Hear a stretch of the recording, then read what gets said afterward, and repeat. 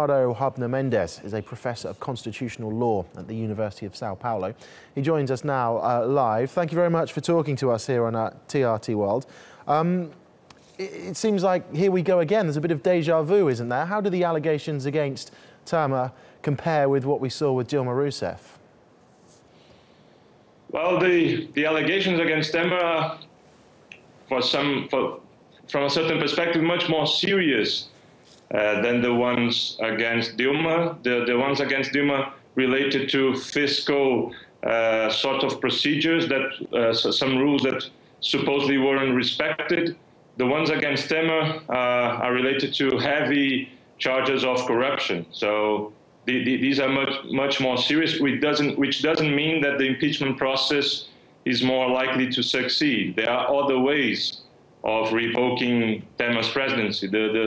The main danger is another thing that may happen in 2 weeks' time, is the judgment of the Electoral Court, and we may well have his presidency revoked in 2 weeks' time. How much anger is there amongst the Brazilian population about these allegations? Well, you can imagine a huge level of anger. We can see it in the streets. This week, there was a massive riot in Brasilia. Temer has convoked even the army to go on the street and control the riot. There was a massive amount of police violence repressing the protests.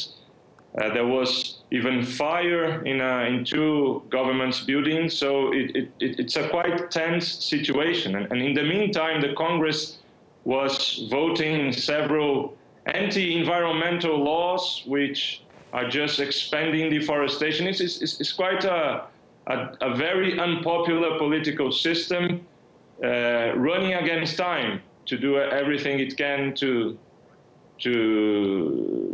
violate certain basic rights and to retrogress on several protections that previous governments have managed to build. So is he showing absolutely no signs then that he's going to step down in any way? If anything, he's doubling down?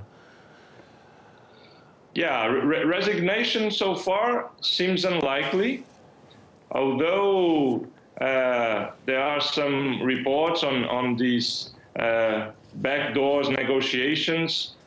Temer is fearing to go to jail if he resigns, in a way.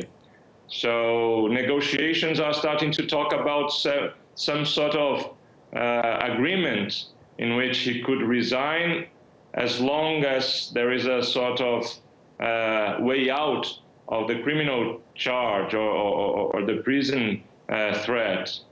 But the public signs are not there at all. The public signs of resignation.